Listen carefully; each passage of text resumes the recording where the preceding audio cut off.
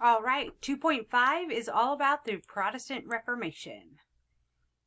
So, for the Protestant Reformation, it's all about the Catholic Church and what is going on in the Catholic Church with the Pope.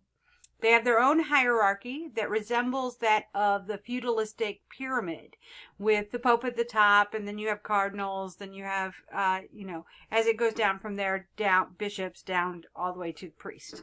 Many are willing to kill or die for their beliefs during this time period in the late 1400s, early 1500s. And that is, the Crusades are a perfect example of that. The Vatican is going to promote church at the center of your life. The Catholic Church is the center of everyone's life. It is considered heresy if you to speak doctrine that doesn't match the church. So if the church says the sky is green and you say, no, it's blue, that's heresy. So the point is, the Catholic Church really wants to control almost everything in everybody's life. So what is the Protestant Reformation? And it starts here with Martin Luther, who is a German monk. On October 31st, 1517, he is going to be finally fed up at the whole situation, and he's going to nail what we call the 95 Theses to the Wittenberg church door, basically condemning what the church is doing. He says humans can only reach salvation through faith, not deeds. All individuals are equal before God.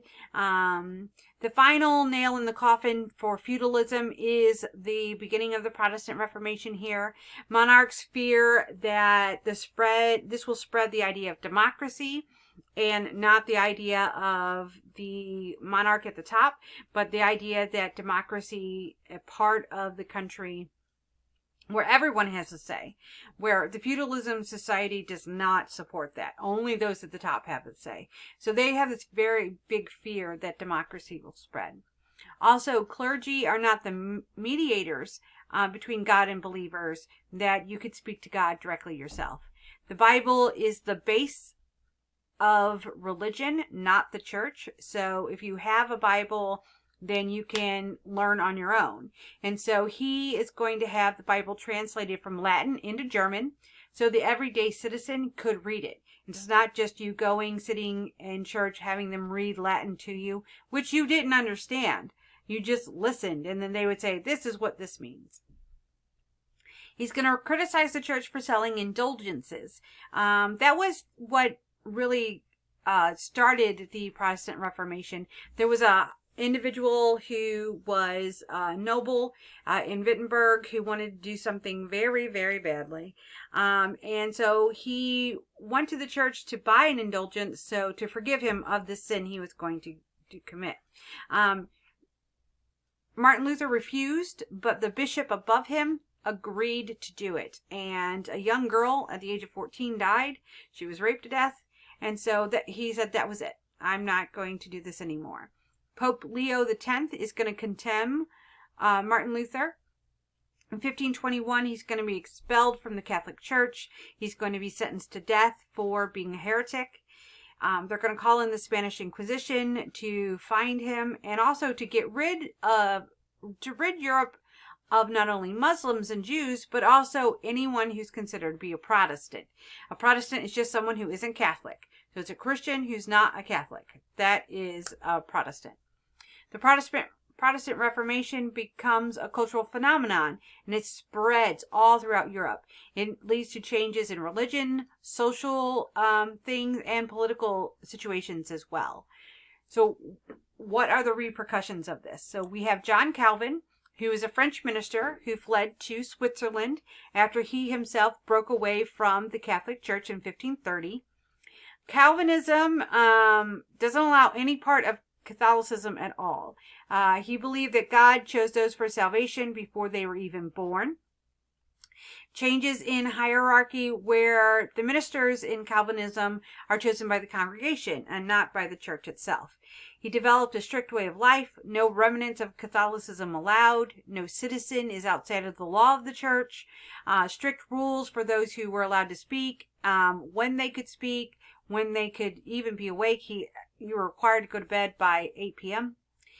Church attendance was absolutely required. And he believed that he was God's judge and jury. So if something went on in his community, it was brought before him and he made all the decisions. Calvinism will become the fundamental idea behind the Puritan movement and led to a lot of those explorers, those colonists, to establish themselves in the New World via this situation. Now, how is the Protestant Reformation going to get into England?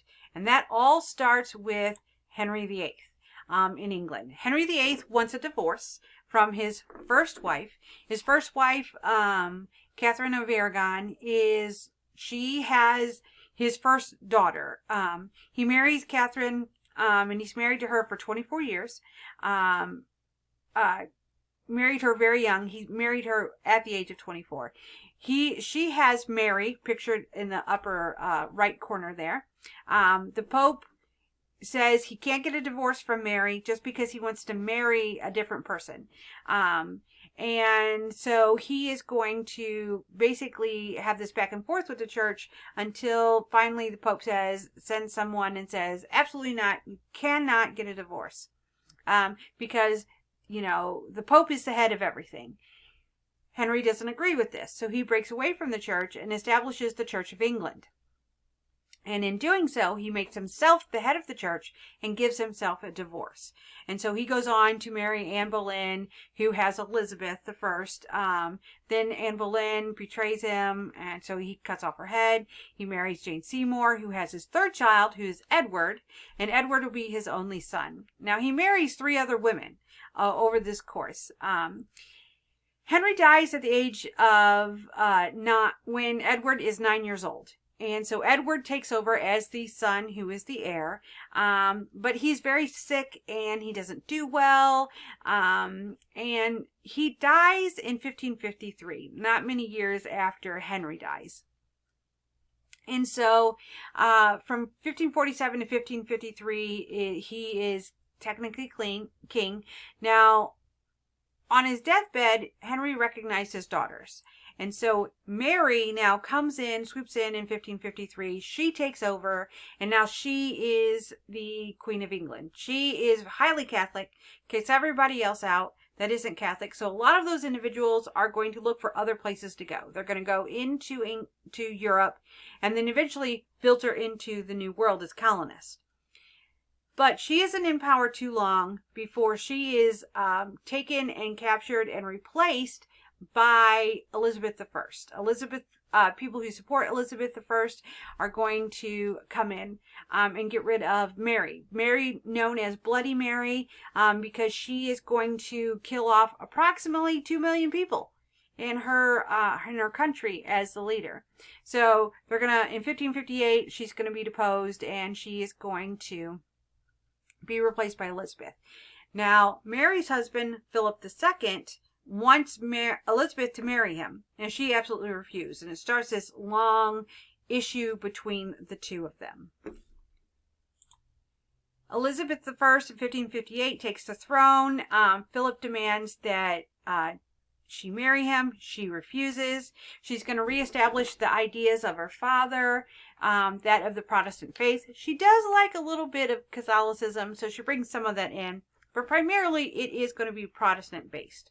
She's going to establish the Book of Common Prayer and have it printed in English. And she is going to require not only church attendance, but she's going to require everyone to learn how to read the Bible. So she's going to promote literacy. The literacy rate in England is going to skyrocket. It goes from about 20% all the way up to about 90%. Because she has individuals who actively go out and test people and make sure that they know how to read the Bible. She doesn't care what what your faith is at home, but in public you are a good Protestant and you follow the Church of England. So you're a good Anglican. There are 2 groups that are going to become important under Elizabeth. The first is Francis Drake. He's a privateer, and he gets his name from the attack of the Spanish Armada. So the Spanish Armada in 1588 is going to attack England because Philip II is sick and tired of Elizabeth treating him poorly in his mind. Basically saying no to anything that he wants. So Philip is going to send 132 ships, 26,000 men at England. Elizabeth finds out beforehand that this is going to happen. So Francis Drake suggests that they line the coastline with cannon and just shoot him as he comes through. It works beautifully. So all through the English Channel, he's pushed out into the North Sea, into the point where they have to swing around Scotland and come back down. And the leaders of the Spanish Armada think they'll just take Ireland first and then sweep over into England. But it gives them enough time, with all the problems that the Spanish have in the North Sea, to move cannon to Ireland. And it's just like a duck shoot. They just shoot them out of the water. The Spanish is cold, it's harsh. They just their ships are destroyed. 60 ships are lost. Roughly 15,000 men die. And this is really going to end the Spanish supremacy and England becoming a superpower, because Spain no longer has the greatest navy. Whoever has the biggest navy is the leaders of a great part of the world. So Francis Drake, he's going to go on to become a pirate and work as a privateer for Elizabeth. So now, the last two people we're going to talk about is Walter Raleigh and Humphrey Gilbert. They're half-brothers. They did some really good things for Elizabeth, kind of suppressed some Spanish uprising. And they're going to be given a charter to start their own colony. Gilbert is going to explore St. John's Bay. He's given the charter. He gets lost at sea. His ship goes down. The ship's name is the Squirrel. There's not much he can do, so he sinks. So Raleigh now takes the charter. He's going to establish the colony of Roanoke in 1587 with 115 colonists.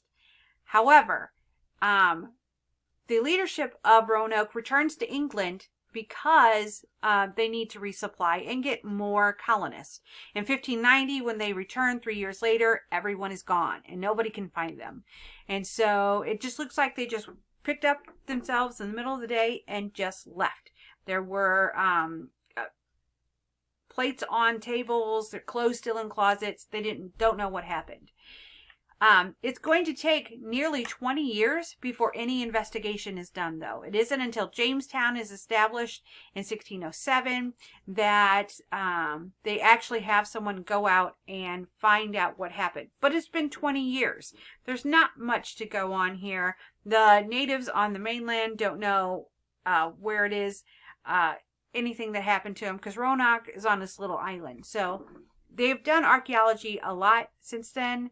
Probably what happened, major disaster, hurricane or something, forced everyone inland, and they just went further inland than anybody's done archaeology as of since. But Roanoke is our first attempt at an English colony into the New World. So that ends our area. Next, what you're going to do is you're going to take quiz 2 on explorers. Alrighty.